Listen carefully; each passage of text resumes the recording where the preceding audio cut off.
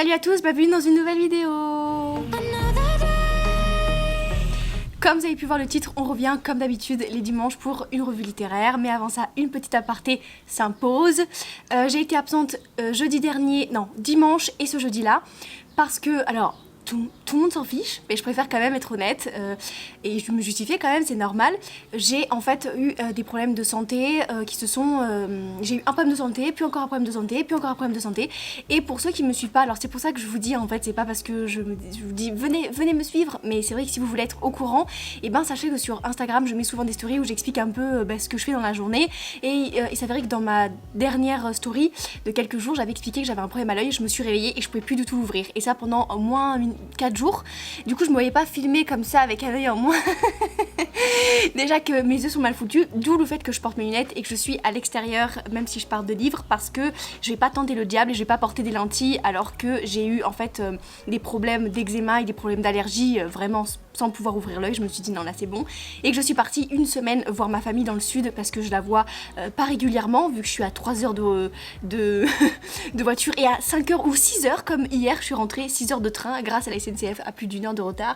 Oui, on attend la SNCF. Donc voilà, je vais essayer d'être plus concise, mais c'est pour ça que j'ai pas été là pendant les 2 derniers jours. Il faut aussi savoir que je vais reprendre le travail, j'ai fait une petite pause et donc juillet août je vais avoir beaucoup plus de travail, donc il y aura peut-être des moments où je vous dirai sur Instagram, donc allez me suivre encore une fois, où je vous dirai que ce sera pas possible de faire une vidéo le jeudi parce que je serai en plein travail. Je vais aider par la période estivale ma compagne qui est dans une culture qui fait de l'agriculture et du coup a besoin de beaucoup de petites mains. Voilà, ça c'est la partie refermée. Là ce que je vais vous parler c'est d'un même thème pour 3 livres différents. Qu'est-ce que c'est les mêmes thèmes? C'est un thème qu'on entend énormément parler. Si vous êtes sur BookTok, si vous êtes sur les réseaux littéraires, si vous êtes tout ça, vous savez très bien que c'est un thème qui revient souvent. C'est le thème, enfin le mythe Hadès et Perséphone. C'est un mythe que tout le monde connaît, qui est très connu, qui fait partie d'un des plus grands mythes de la mythologie. Alors le mythe exact, je vais pas forcément vous le dire, mais si ça vous intéresse, renseignez-vous. En tout cas, il y a 2 comptes, je vous mettrai si je les trouve. Si je les trouve, je vous mettrai là ou en barre d'infos qui parle de la mythologie en s'amusant sur TikTok. Je suis tombée sur 2. Il y en a un qui me fait mourir de rire, franchement, c'est Nana, je crois qu'il fait ça, je sais pas exactement, parce qu'elle a toujours, elle prend toujours une image des dieux et des déesses et elle met ses yeux et sa bouche et elle fait parler et je trouve ça extraordinairement drôle. Du coup, je suis très fan de mythologie, très fan, et plus que ça même. Du coup, c'est vrai que le mythe d'Hadès et Perséphone, je l'aime beaucoup, même s'il est complètement édulcoré dans les livres que je vais vous présenter, évidemment, parce que on adore, c'est vraiment l'archétype de la bad boy et de la good girl. Voilà, c'est vraiment l'archétype de ça, mais avec les pouvoirs et avec le côté très mystique de la mythologie. Du coup, je me suis dit que ça m'intéressait quand même de voir qu'est-ce qu'il y avait à lire dessus, donc j'ai lu 3 livres. J'en ai lu un, on va commencer par le premier, c'est celui-là que j'ai lu, alors bien sûr c'est pas lui, c'est ma liseuse. J'ai lu Dark Olympus, donc c'est une série avec plusieurs mythes qui est raconté par la même autrice, et j'ai lu le mythe sur Hadès et Perséphone donc dans Dark Olympus. Du coup, alors Dark Olympus, c'est ce que j'en ai pensé. D'ailleurs je vais un peu les classer, et il faut savoir que Dark Olympus, comparé aux autres, c'est celui que j'ai trouvé un peu trop gnangnan à mon goût. On est dans le mythe d'Hadès et Perséphone, mais complètement édulcoré, c'est-à-dire qu'on s'est replacé à notre temps à nous. Donc on est dans une ville qui s'appelle la ville de l'Olympe, il me semble, et en fait il y a la ville haute et la ville basse. La ville basse est censée gérée par Hadès, avec un fleuve qui passe, évidemment qui est le Styx, et après il y a la ville haute qui est gérée par Zeus. Il faut savoir qu'il y a les 13 c'est les plus gros, je les connais pas tous par cœur, mais il faut savoir qu'il y a Zeus, Apollon, Déméter, Aphrodite, vous voyez, tous les plus gros, ce sont les 13 qui sont vraiment les rois, on va dire, pas les rois parce que c'est pas ça, mais par exemple les ministres, on va dire, les ministres, les présidents de l'Olympe, et le président en tout cas ultime c'est Zeus.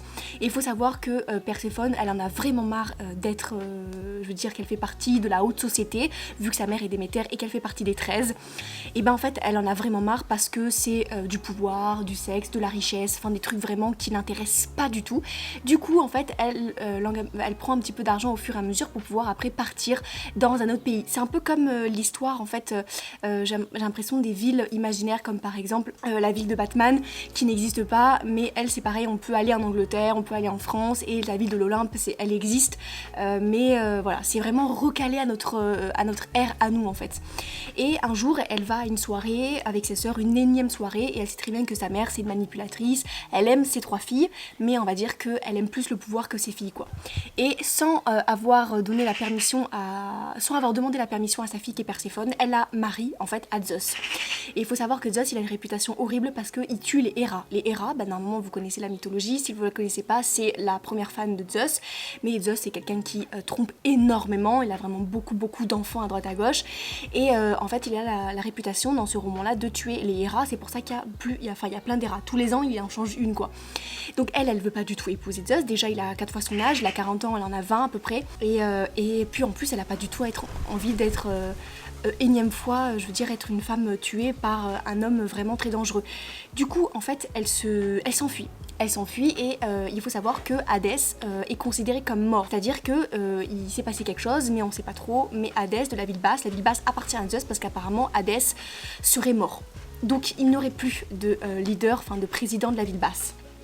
Et en fait, elle essaye de s'échapper de cette soirée, mais Zeus fait appel à ses gardes du corps et ils vont essayer de la récupérer. Et en fait, elle va devant le fleuve et elle connaît très bien tout ce qu'on lui a bourré dans le crâne quand elle était jeune, de attention, ne pas t'approcher parce que si tu vas dans cette ville-là, tu n'en sortiras jamais. C'est très dur de passer cette fleuve, c'est compliqué. Ce n'est pas du tout pareil que la ville haute, tu seras pas en sécurité. C'est une ville faite de mafieux, c'est une ville faite de hors-la-loi, vraiment horrible quoi. Et en fait, elle voit un homme habillée tout en noir, qui ne peut pas être Hadès puisqu'il est mort, et elle va se précipiter dans ses bras parce qu'il faut absolument qu'elle passe elle-même, et elle va se retrouver dans ses bras, va lui dire qu'elle a besoin d'aide, et cet homme-là va dire aux personnes qui la suivent, donc les assaillants de Zeus, elle est chez moi maintenant, le traité est fait, que vous ne pourrez plus la récupérer, elle est venue de son plein gré, et elle s'aperçoit que je ne peux pas vous dire, tout n'est pas aussi simple. Là vous allez vous dire, ah oui mais c'est Hadès, tout n'est pas si simple, mais elle va se retrouver en fait dans la ville basse avec je ne peux pas vous dire quoi, et je ne peux pas vous dire ce qui va se passer parce qu'il va y avoir vraiment une guerre entre les deux, plein de trahisons, plein de mystères. Pourquoi Hadès est mort, pourquoi Hadès est en vie, qu'est-ce qui se passe, avec chez qui elle est allée, comment est la ville basse, qu'est-ce que va faire Déméter, qu'est-ce que va faire Zeus. Pour donner mon avis, je me suis un peu ennuyée. J'ai trouvé que c'était un petit peu gnangnan. Je m'attendais à pas forcément plus de mythologie. Je sais qu'il y a beaucoup de personnes qui ont dit « Oh, il n'y a pas la mythologie, il n'y a pas le vrai mythe, c'est replacé trop, c'est trop contemporain. » Alors pour moi, ça me gêne pas plus que ça. Mais par contre, j'ai trouvé que c'était un peu gnangnan. J'ai trouvé que en fait ça manquait de quelque chose, ça manquait de piquant, ça manquait de... Comment vous dire ça? Ouais, ça manquait un peu de voir tout ce qui entoure Hadès, tout ce qui entoure Perséphone. Là, c'était vraiment trop placé à des personnes complètement humaines. Du coup, ouais, c'était plaisant à lire. Je vais lire toute la suite avec les autres dieux, mais je me suis dit... C'est facile, c'est gentil, c'est charmant, mais il n'y a pas le petit piquant que j'aurais voulu avoir quoi. Du coup je me suis dit, du coup je vais m'attaquer à une autre écrivaine qui a fait dans le même mythe, donc qui s'appelle Hadès et Perséphone. Vous avez sûrement entendu parler, on en parle partout, il est sorti il n'y a pas si longtemps que ça. Donc c'est Hadès et Perséphone, le tome 1, parce qu'il y a 3 tomes, donc de A Touch of Darkness chez Hugo Roman, de Scarlett Sinclair. Vous voyez, il est très bien annoté. Alors j'ai adoré ce roman, j'ai beaucoup aimé. Ça n'a rien à voir, ça n'a strictement rien à voir, mais alors vraiment rien à voir. Il faut savoir que là on parle de Perséphone qui, alors évidemment c'est un peu replacé à notre ère, mais les dieux restent les dieux. Ils ont les mêmes pouvoirs, l'enfer c'est Hadès, le dieu et l'Olympe c'est Zeus. Là c'est vraiment, la mythologie est un petit peu plus poussée. Il y en a qui disent que ce n'est pas encore assez, que c'est vraiment loin de la réalité. Oui, c'est vrai, mais c'est quand même beaucoup mieux que Dark Olympus au niveau mythologique, je pense, très sincèrement. Et en fait on parle de Perséphone qui est en fait a rejoint le monde des humains à la Nouvelle Athènes et qui se fait passer pour une mortelle. Parce que en fait sa mère, vous connaissez Déméter, même dans le mythe, elles sont très proches, très fusionnelles, et en fait voilà, sa mère l'a toujours emprisonnée dans l'orangerie à l'Olympe, et elle a quand même réussi à persuader sa mère de la laisser vivre sa propre vie dans les mortels, parce que tout simplement Perséphone n'a pas de pouvoir. Elle est née sans pouvoir.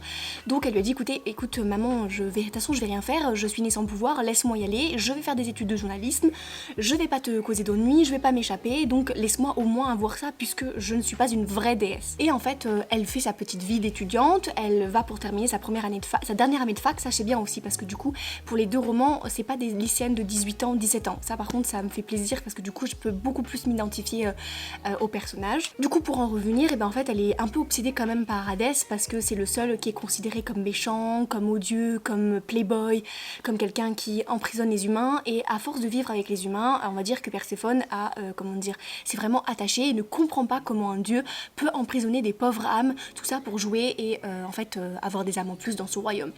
Donc elle est quand même assez intriguée, et on va dire que Hadès est pas si intouchable que ça parce que il est propriétaire des nightclubs les plus connus, et ça je trouve ça intéressant parce que Apollon, Dionysos, Aphrodite et Hadès possèdent les plus grands boîtes de nuit les nightclubs de la Nouvelle Athènes, et en fait chacun a son délire, Aphrodite ça va être des musiques un peu plus sensuelles, c'est en rose, Hadès il est très connu pour le côté très sensuel noir et rouge avec des narcisses, enfin vraiment c'est chacun à son domaine. Et un jour elle a sa copine, sa meilleure amie humaine, Lexa, qui va lui dire vas-y en fait ton entrée dans ton nouveau job et tout, t'as ton fin de diplôme au Evernight je crois, et en fait elles vont là-bas et c'est très rare que Hadès soit là, et elle se dit du coup pourquoi pas.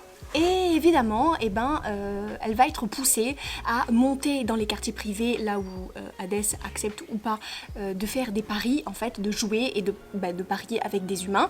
Mais elle ne sait pas qu'il est là, personne ne sait qu'il est là, et en fait, elle va se retrouver à apprendre à jouer au poker avec Hadès sans qu'elle sache que c'est lui. Et en fait, elle va parier, et quand elle va apprendre que Hadès est la personne qui est en face d'elle, elle va complètement paniquer, elle va partir. Sauf qu'en partant, elle a un contrat en cours. Donc elle pourra pas s'enlever, c'est terminé. Elle est partie sans terminer le pari, donc le contrat est fait.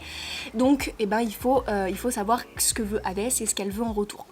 Et du coup elle se retrouve liée à un contrat sans que Déméter, sa mère, le sache. Et il faut savoir que du coup le contrat ne peut être enlevé sans qu'on ait donné les conditions. Et Hadès lui dit ma cocotte, tu t'es mis toute seule là-dedans. Donc la condition c'est que tu as 6 mois pour créer de la vie en enfer. Et elle se dit super, donc je ne peux pas créer, donc je suis vraiment dans la mouise, et sachant, je pense que malheureusement je vais rester toute ma vie aux enfers. Si elle rate, elle reste toute sa vie aux enfers, entre guillemets.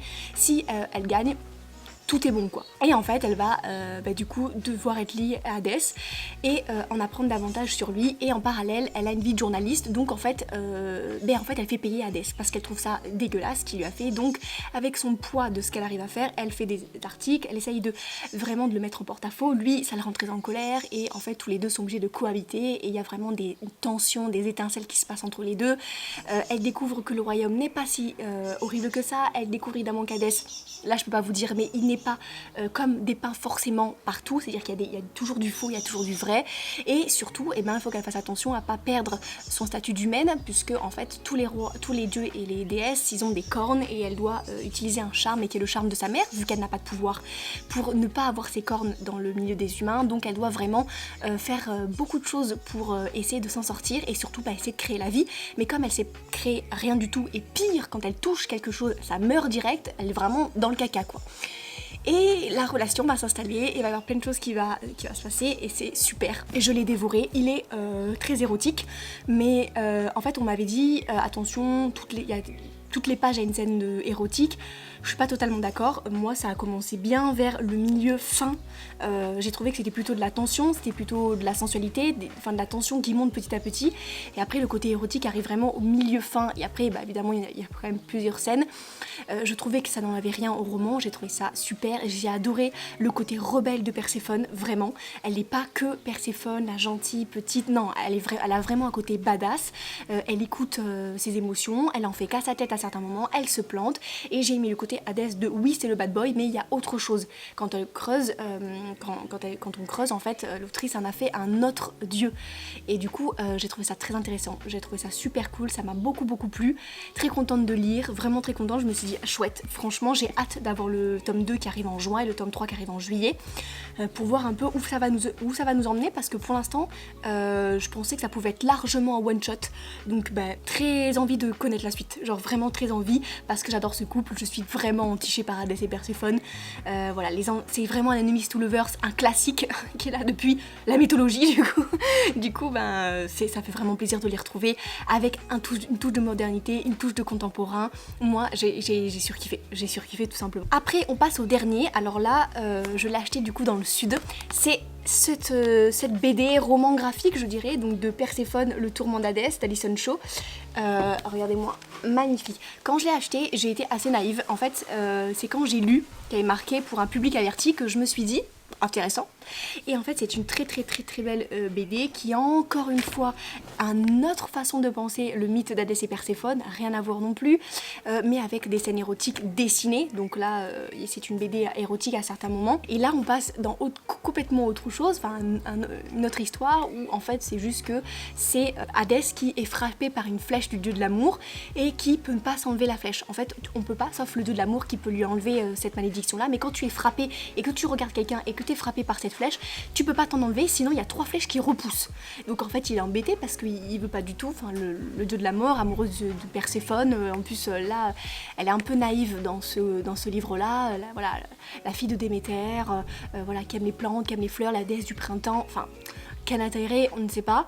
Donc du coup il essaie toujours de l'enlever tout, mais il n'y arrive pas, et en fait il demande au dieu de l'amour de enlever cette malédiction là. Il lui dit d'accord, très bien, moi je voulais juste que tu sois heureux. Donc il donne une flèche noire, il lui dit tu te plantes avec cette flèche noire la main, tu te piques quoi, en regardant Perséphone, et c'est bon, il n'y aura plus rien. Mais en fait il n'y arrive pas. Donc en fait il casse cette flèche là, et il va se passer quelque chose. Elle va le voir et il va se passer quelque chose. Et en plus, on rentre dans le personnage aussi d'Apollon, qui est vraiment un odieux personnage, mais c'est pas la première fois que c'est un odieux personnage, Apollon. Donc voilà, c'est vraiment pas ouf. Même dans Dark Olympus, c'est vraiment pas ouf. D'ailleurs, je peux le mettre d'ailleurs, ouais, je pense que je vais le mettre après, parce que Dark Olympus, moi, je l'ai connu dès la sortie sur Webtoon, Webtoons, pardon, je sais plus comment on prononce, gratuit. Je l'avais déjà lu, j'ai été une des premières à le lire quand c'est sorti sur le site internet gratuitement, comme c'est pour ceux qui ne connaissent pas, c'est le site Wattpad. C'est comme un Wattpad mais en version avec des dessins. C'est des gens qui font des histoires mais sous une espèce de BD mais gratuite en fait.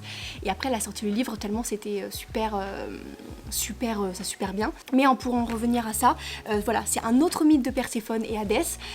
Super sympa, très rapide à lire évidemment, où on découvre le personnage du dieu de l'amour, on découvre le personnage odieux d'Apollon qui toutes les 2 minutes veut se faire une vierge, vraiment horrible, et ce côté Hadès très bourru qui revient quand même tout le temps, mais qui succombe et pour le coup n'a pas du tout envie de s'enlever en fait de l'amour de Perséphone, et Perséphone qui est très naïve, très gentille et qui va tomber amoureuse de Hadès parce que en fait on en revient un peu toujours en même, il est pas du tout emprisonné alors qu'elle est quand même vachement emprisonnée de sa mère dans à peu près tous les romans. La mère Déméter est quand même très fusionnelle et très elle attache beaucoup en fait, elle la retient, voilà, elle est très dans la domination de sa fille et ça revient beaucoup.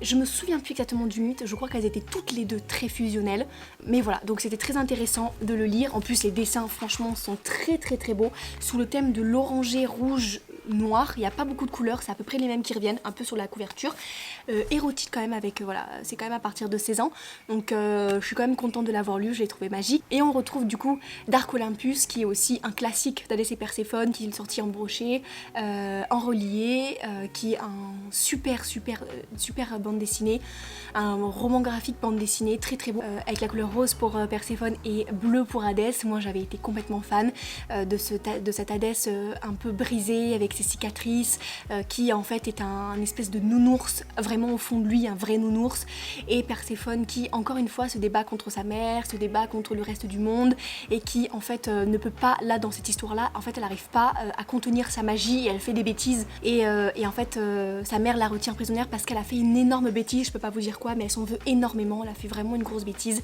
et du coup il faut faire très attention à son pouvoir parce qu'elle est très dangereuse, entre guillemets, c'est juste qu'elle a des pouvoirs phénoménaux, et du coup c'est très intéressant de le lire, et c'est vrai que les dessins sont magiques, c'est pour ça qu'il a autant marché, donc je vous le conseille à 1000 milliards de pourcents.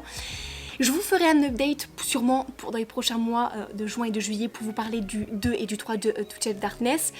Je pense qu'il n'y aura pas d'autres livres de Hadès et Perséphone, quoique je dis ça, mais en fait je suis sûre qu'il va y avoir d'autres écrivaines qui vont écrire dessus. Le filon n'a pas été encore complètement pris, je pense qu'il y a d'autres choses à faire avec ce couple mythique de la mythologie. Je pense que c'est bien aussi de se renseigner sur le vrai mythe. Voilà, moi je pense que je vais m'emmêler les pinceaux si je vous le raconte, donc je vous laisse regarder, mais sachez que ce n'est pas aussi aussi rose que dans ces romans-là, vraiment pas. Du coup voilà, ça me fait énormément plaisir de vous retrouver en tout cas, mais énormément plaisir.